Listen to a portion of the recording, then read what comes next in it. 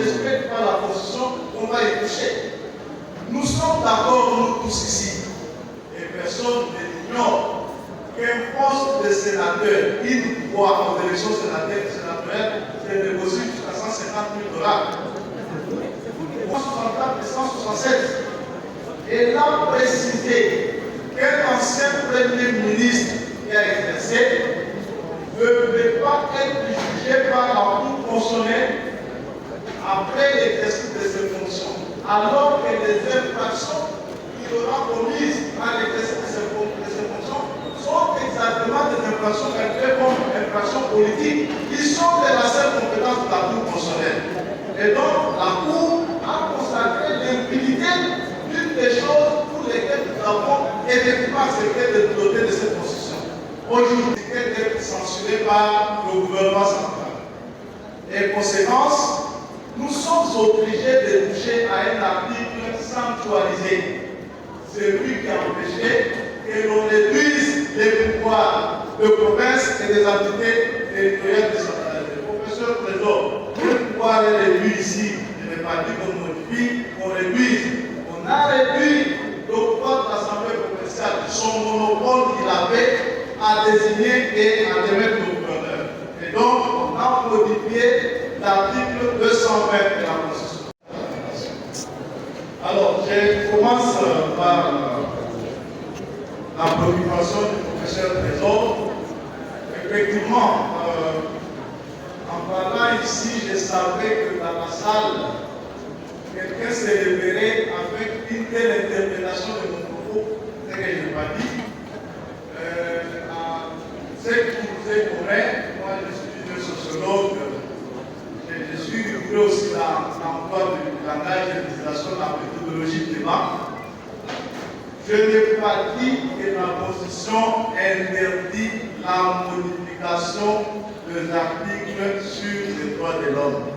Et pour illustrer mon propos, j'ai donné un exemple comme enseignant en parlant de l'avortement. J'ai donné un exemple pour montrer que c'était la réduction. Et je suis assez intéressé au débat sur les droits de l'homme et leur caractère relatif. Donc, je n'ai pas dit, professeur, ce que vous avez dit, et je n'ai pas compris que la méthode catégorique utilisée même des enseignants. Alors, même que vous me prêtiez les propos que vous pouvez les voir ici parce que je donne des exemples. Donc, lorsque j'ai dit que 90%, ça peut être une exagération, mais pour montrer bien évidemment la quantité d'articles publiés dans la Constitution, le professeur Mambou est là ici, lorsqu'il dit, comme moi d'ailleurs, en 2011, on a violé l'article 220, parce qu'en conférant au chef de l'État le pouvoir de révoquer le gouverneur, même si sur le plan légistique, moi je suis partisan du principe que le chef de l'État doit révoquer le gouverneur. Pour quelle raison? Je vais expliquer. Première raison, alors qu'on a régionalisé les provinces, mais la Constitution avait quand même permis au chef de l'État d'être celui qui investit le gouverneur. Ça ne peut pas être sans conséquence, alors qu'il devait, par voie d'acte réglementaire, une ordonnance. Ça ne peut pas être sans conséquence. En tout cas, en droit administratif, ça ne peut pas être sans conséquence. Deuxième raison, on ne peut pas s'imaginer qu'en 2018, en 2008 plutôt, on adopte la loi sur l'administration des provinces. On fait du gouverneur et haut fonctionnaire de la République et on lui confère la qualité d'entité ou des services décentralisés de l'État central parce qu'on lui donne de gérer le patrimoine de l'État central en province et d'être le chef de tous les services centraux installés en province. Ça ne peut pas être sans conséquence. Et en cette qualité, le gouverneur reçoit des dotations de l'État central qui ne doit pas justifier devant l'Assemblée provinciale, mais plutôt devant l'État central. C'est donc avant d'entamer ce débat, il faut définir le gouverneur en ces doubles facettes ou en sa double facette.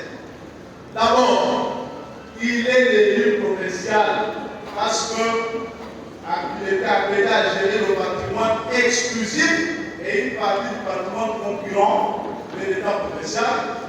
Ce qui fait de lui un membre de l'institution gouvernement provincial. Il n'est pas un petit chef d'État en province.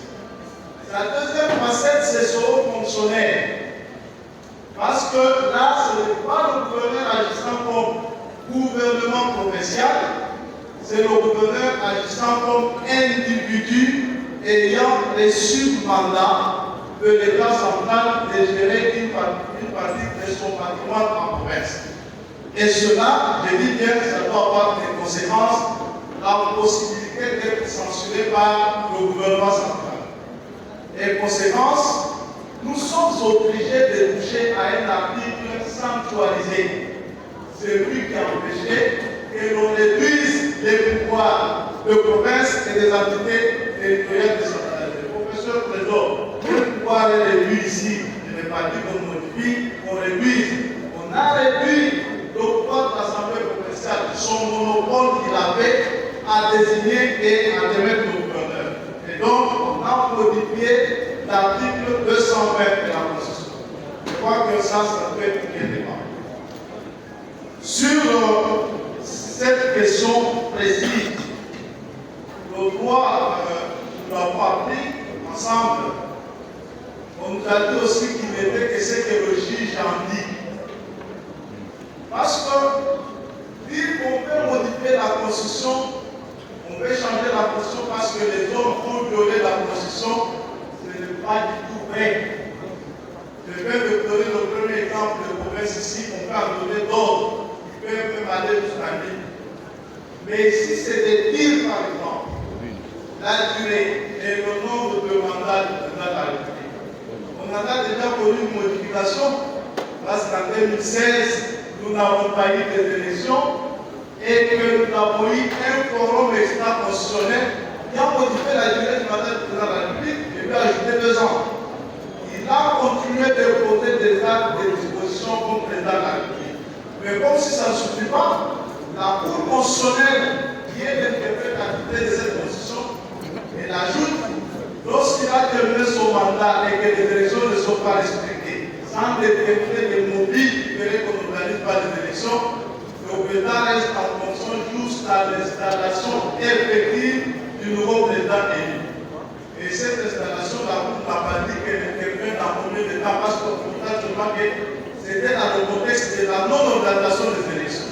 Et c'était pour 2 ans, et c'était pour 3 ans, et c'était pour 1 année. Tout ça, c'est des problèmes qui doivent être observés avec responsabilité. Nous sommes des scientifiques, parce qu'on fétichise les débats qui n'ont pas raison d'être fétichisés. Et aujourd'hui, l'honorable Denis a dit qu'il voulait parler de ça lui-même.